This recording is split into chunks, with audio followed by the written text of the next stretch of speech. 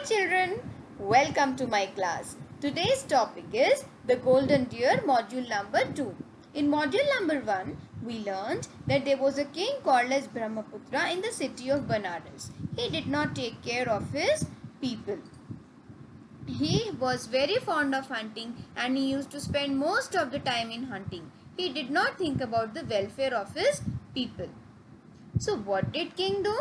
He used to only do hunting. He used to destroy the saplings or destroy the agricultural fields. He would ride over the saplings and spoil the agricultural fields grown by the villagers. Whenever he needed any kind of help in hunting, he used to ask these villagers to come even at the time of harvest. So at the time of harvest, villagers had a lot of work to do in the fields. But this did not move King Brahmaputra at all.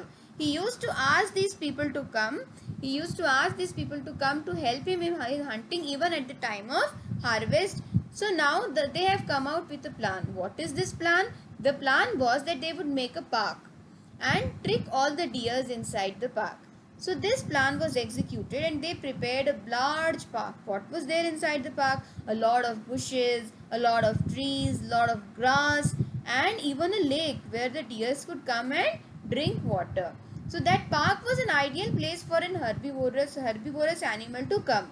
So slowly the deer started coming to the park made by the people.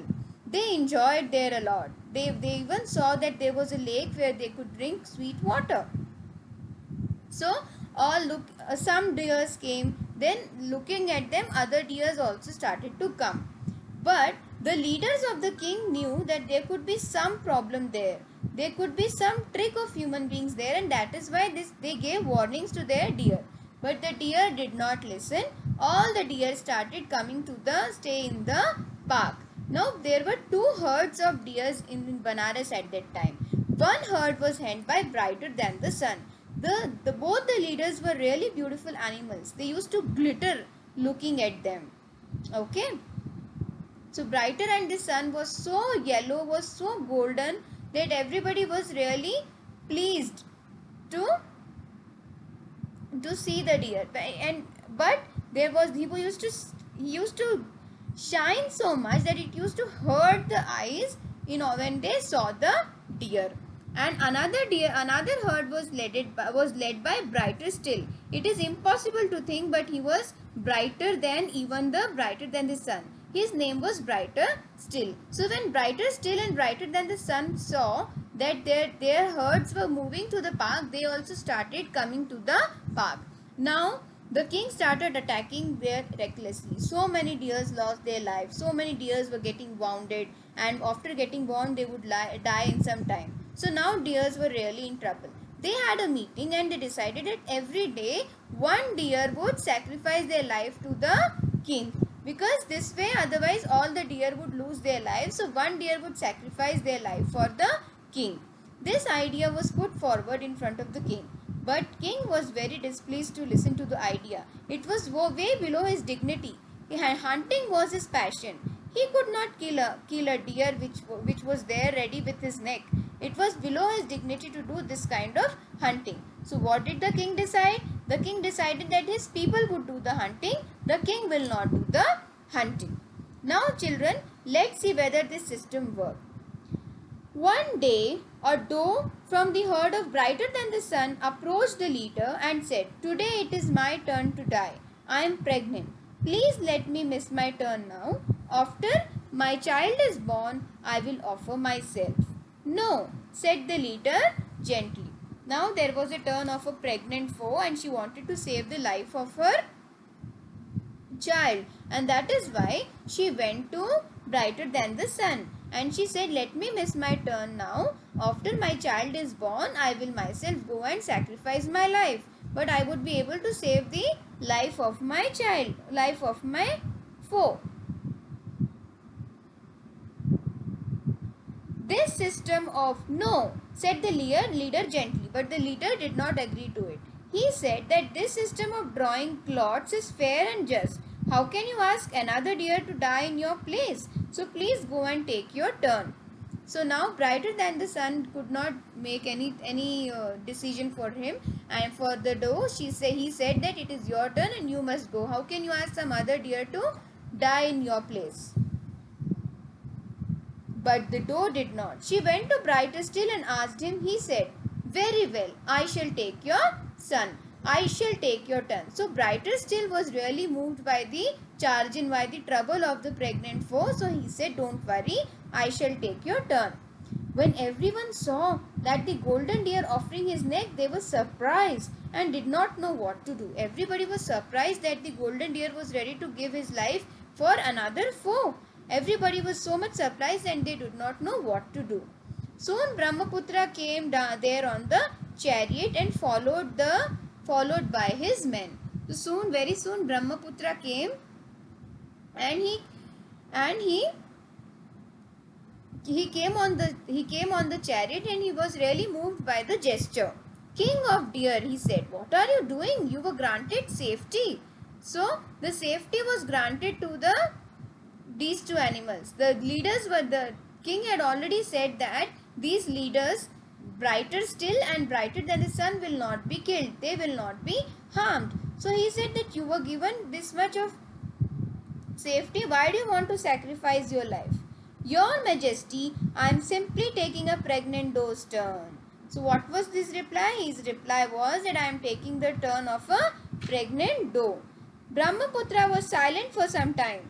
Then he said, "King of the deer, you are giving life to someone by taking someone's death on yourself. When I was a child, I had heard about this thing called sacrifice, but I had not seen it before. Listen, I will give you your life and I will give the doe life to her as well." So what was the decision which Brahmaputra take? He said that I had listened these stories on sacrifice. This is called a sacrifice, that you take somebody else's death on you. You are ready to sacrifice your own life for a pregnant foe, a pregnant doe. I am really touched by this gesture of yours, and that is why I grant you life and I grant the pregnant doe also her life. But Brighter Still did not move. So now let us see what Brighter Still will say. He said, "Your Majesty, what about the other deer in the park and those in the forest?" So now Brighter Still is saying, what about other doe?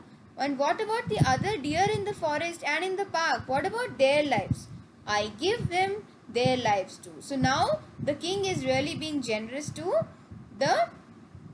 the king is really being generous to this brighter still, and he says, "I give the life of the other deer as well."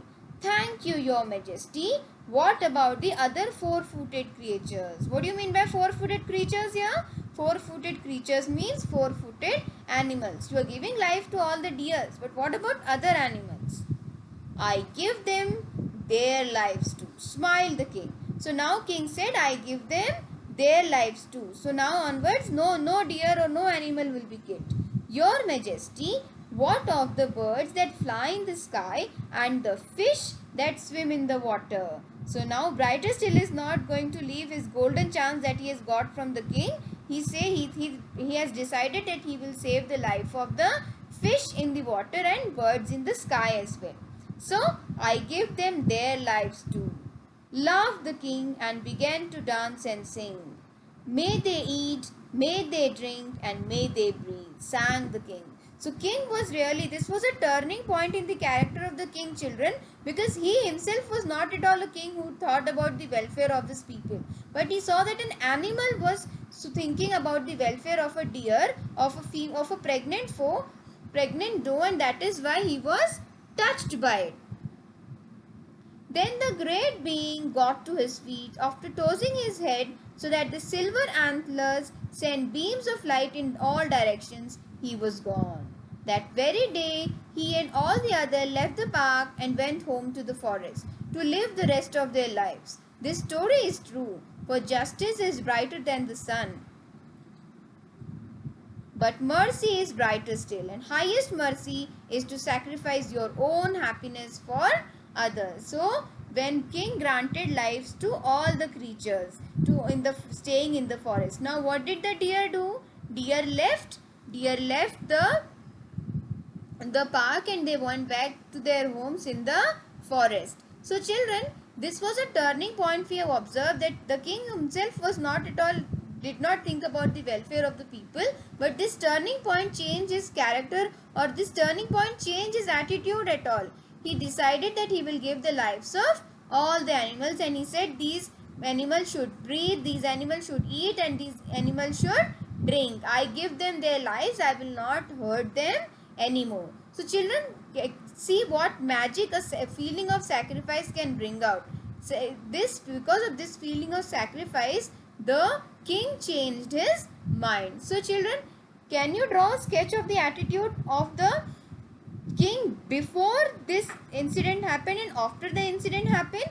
Earlier he did not think about the welfare of the people. He was a reckless king, he was a reckless hunter, he destroyed the fields, he killed the animals, and after this event of sacrifice, he started thinking about the welfare not only of his own people but also of the animals as well.